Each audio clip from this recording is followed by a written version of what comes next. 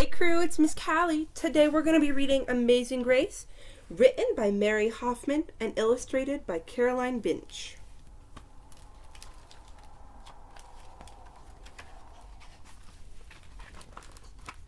Grace was a girl who loved stories. She didn't mind if they were read to her or told to her or made up in her own head. She didn't care if they were in books or movies or out of Nana's long memory. Grace just loved stories. After she had heard them, and sometimes while they were still going on, Grace would act them out, and she always gave herself the most exciting part.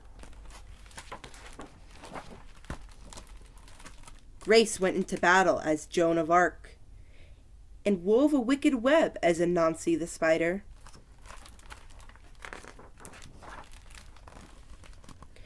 She hid inside the wooden horse at the gates of Troy. She went exploring for lost kingdoms. She sailed the 7 seas with a peg leg and a parrot. She was Hiawatha sitting by the shining big sea water, and Mowgli in the backyard jungle.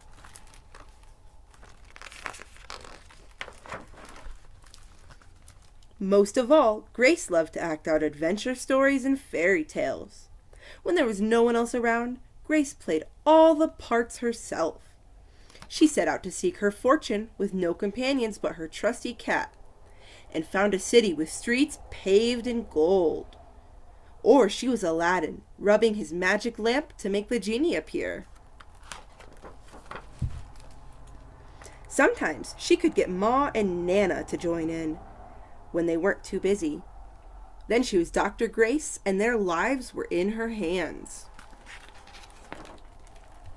One day, Grace's teacher said they would do the play Peter Pan. Grace knew who she wanted to be. When she raised her hand, Raj said, "You can't be Peter, that's a boy's name." But Grace kept her hand up. "You can't be Peter Pan," whispered Natalie. "He isn't black." But Grace kept her hand up. "All right," said the teacher. "Lots of you want to be Peter Pan, so we'll have auditions next week to choose parts." She gave them words to learn. When Grace got home, she seemed sad. "What's the matter?" asked Ma. "Raj said I can't be Peter Pan because I'm a girl." "That just shows what Raj knows," said Ma. "A girl can be Peter Pan if she wants to." Grace cheered up. Then later she remembered something else. "Natalie says I can't be Peter Pan because I'm black," she said. Ma looked angry, but before she could speak, Nana said, "It seems that Natalie is another one who don't know nothing. You can be anything you want, Grace, if you put your mind to it."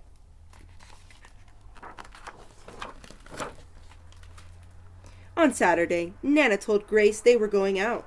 In the afternoon, they caught a bus and train into town.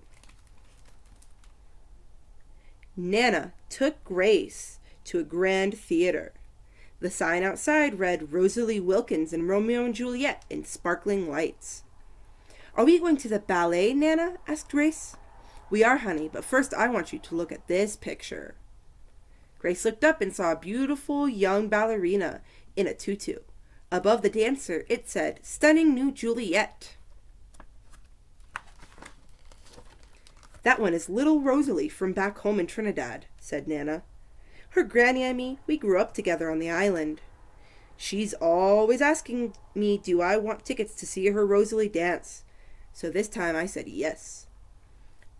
After the ballet, Grace played the part of Juliet, dancing around her room in her imaginary tutu. "I can be anything I want," she thought.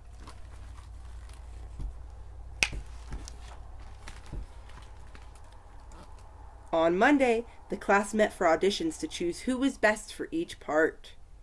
When it was Grace's turn to be Peter, she knew exactly what to do and all the words to say. She had been Peter Pan all weekend. She took a deep breath and imagined herself flying.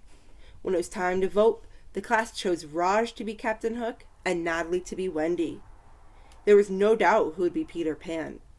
Everyone voted for Grace. "You were fantastic," whispered Natalie.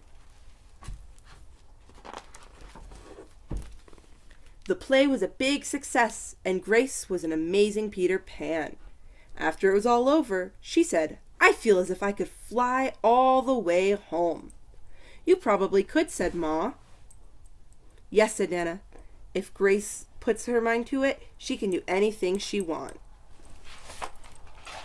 The end.